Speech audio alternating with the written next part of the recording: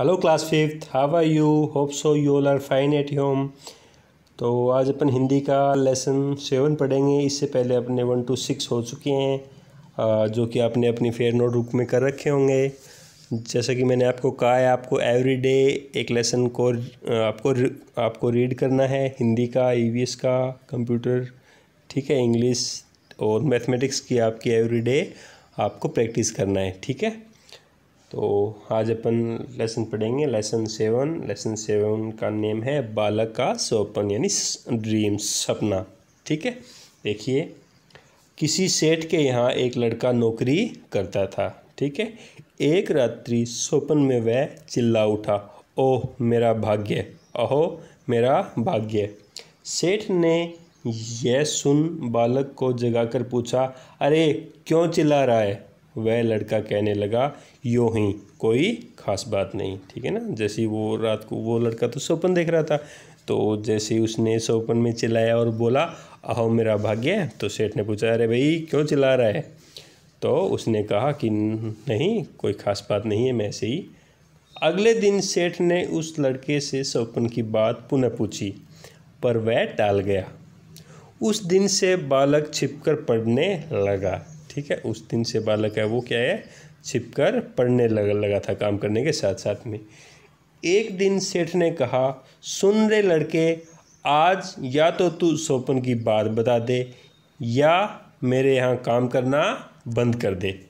लड़का चतुर था, होनहार था, उसने नौकरी छोड़ दी।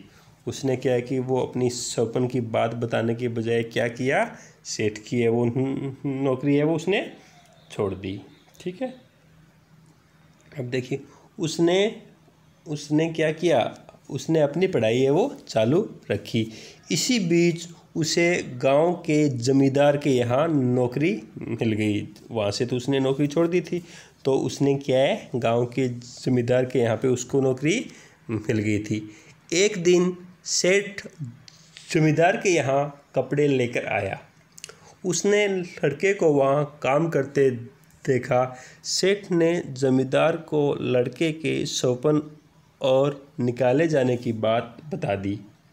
इस पर जमींदार ने उसे बुलाकर कहा, लड़के, या तो तुम मुझे अपने स्वप्न की बात बता दे, अन्यथा आज ही मैं तुझे यहाँ से हटा दूंगा।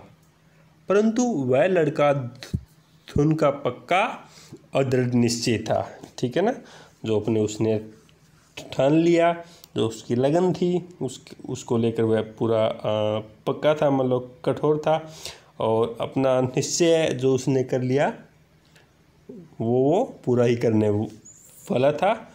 तो उसने भी, जैसा कि पीछे सेठ के यहाँ पे हुआ था, ऐसा ही कुछ उसने कुछ न बताया और नौकरी से अलग हो गया। जैसे उसने कहा, तो उसने भी अपने सपने की बात बताने की बजाय क्या किया, उसने नौकरी छोड़ना उचित समझा और अपनी नौकरी छोड़ दी। उसने अपना अध्ययन चालू रखा। वह किसी प्रकार अपनी सूझबूझ से राजा के यहाँ साधारण नौकर हो गया और फिर धीरे धीरे उन्नति करते करते एक दिन राजा का मंत्री बन गया, ठीक है। देखो, एक दिन छोटा सा एक भी राज दरबार में एक छोटे से नौकर के रूप में काम प्रारंभ किया, लेकिन अपना काम और अपनी शिक्षा अर्जित उसने की थी। अपनी बुद्धिमत्ता, अपने चातुर्य के बल पे वो राजा का मंत्री बन गया। अकस्मात, अचानक एक दिन वही जमींदार राजा के यहाँ आया। उसने उसे पहचान लिया और राजा से सारी बात कह सुनाई कि ऐसे ऐसे करके एक बार सेठ के यहाँ नौकरी करता था। रात को इसको एक स्वप्न आया, उसके बारे में पूछा, तो उसने सेठ की नौकरी छोड़ दी। फिर मेरे यहाँ नौकरी करता था, फिर मैंने भी उसको स्वप्न की बात छोड़ी, अब पूछी तो उसने नौकरी छोड़ दी, ठीक है। और राजा ने मंत्री को बुलाकर पूछा, मंत्री जी, आपने बहुत दिन पहले सेठ के यहाँ क्या स्वप्न देखा था? आप या तो यह स्वप्न बताइए या फिर दंड के लिए तैयार हो जाइए। ऐसा उसने कहा। किसने? राजा ने। मंत्री ने स्वप्न बताने से इनकार कर दिया। अभी भी देखो, मंत्री ने अपना जो रात को उसने स्वप्न देखा था वो बताने से इनकार कर दिया। राजा ने नाराज होकर मंत्री को कैदखाने में डाल दिया। कुछ दिन बाद पड़ोसी राजा ने इस राजा पर चढ़ाई करने की सोची, आक्रमण करने की सोची।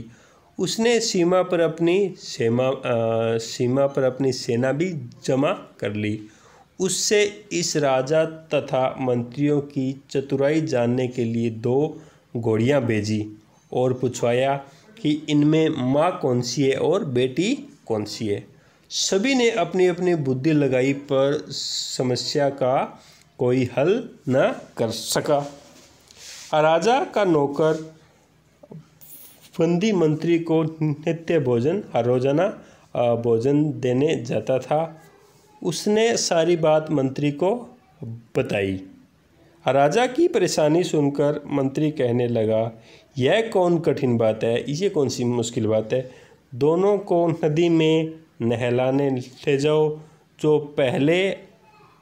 पहले आगे नदी में घुसे वही माँ है और जो पीछे पीछे चले वह बेटी है। उसने कहा भी इसका तो ये सोल्यूशन है, आपको ज़्यादा आपको परेशान होने की ज़रूरत ही नहीं है, इसका तो सीधा सा सोल्यूशन है। आप दोनों को नदी के पास में लेके जाओ, जो पहली जाएगी वो माँ है और बाद में जाएगी वो बेटी है। ठीक है। इसके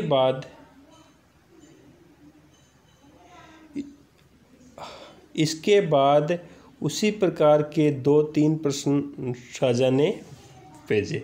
ठीक है। मंत्री ने सबको हल कर दिया। पड़ोसी राजा ने यह सोचकर कि इसे हराना कठिन है अपनी सेनाएं हटा ली।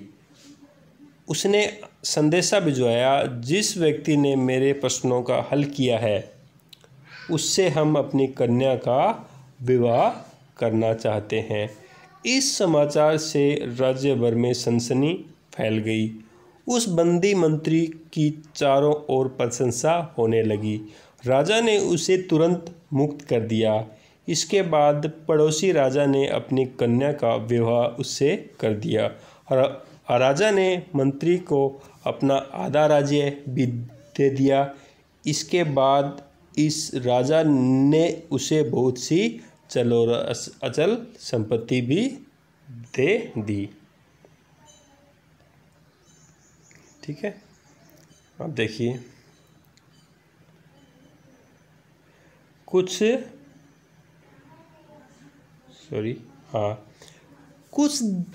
दिन बाद एक दिन प्रातःकाल इस मंत्री राजा ने दोनों राजाओं, जमींदार और सेठ सभी को अपने यहाँ आमंत्रित किया। जब वे सब वहाँ उपस्थित हुए तो उस समय यह मंत्री राजा पलंग पर महल के विशाल एवं सुसज्जित कक्ष में लेटे थे।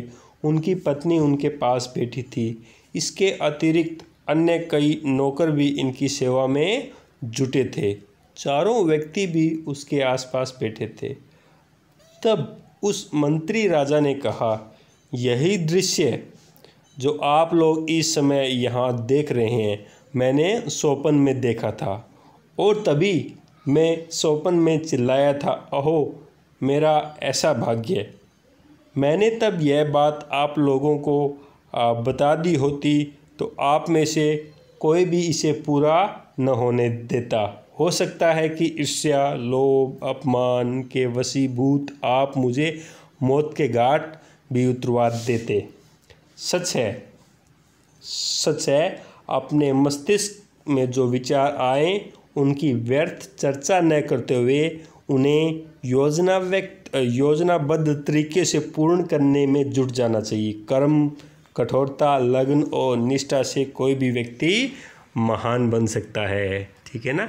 तो आपको जो चीज़ें है आपके पास में या जो भी आपका लक्ष्य आपने निर्धारित किया है उसको बार बार किसी को बताने की बजाय आपको क्या करना चाहिए, उसको कैसे प्राप्त करना है, उसको प्राप्त करने के लिए अपने पूरा श्रम, पूरी मेहनत है आपको लगा देनी चाहिए। जैसे इस लड़के ने किया, उसको रात में सपना आया, तो उसको बार बार बताने के बजाय, ढिंढोरा पीटने के बजाय उसने क्या किया, इसको किसी को न बताकर मुझे कैसे न कैसे करके अपने लक्ष्य को प्राप्त करना है। और आखिरकार उसने अपने लक्ष्य को प्राप्त किया और वो बहुत ही बड़ा जो भी है राजा बन गया था। ठीक है, तो आपको क्या करना है, ये लेसन है अच्छे से 4-5 बार रीड करना है। इसके छोटे छोटे क्वेश्चन आंसर है जो बुक में दिए गए हैं वो आपको अपनी फेयर नोटबुक में नोट डाउन करने हैं। इसके शब्दार्थ भी आपको अपनी फेयर नोटबुक में नोट डाउन करने हैं और आगे वाले क्वेश्चन है वो भी आपको अपनी फेयर नोटबुक में नोट डाउन करके अच्छे से उनको लर्न करना है। ठीक है, तो आज ये अपना लेसन कंप्लीट हो चुका है और कल के बाद में कभी भी आपकी नोटबुक चेक की जाए तो ये लेसन है आपकी नोटबुक में अच्छी हैंडराइटिंग में किया हुआ मिलना चाहिए। Okay, thank you, have a great day.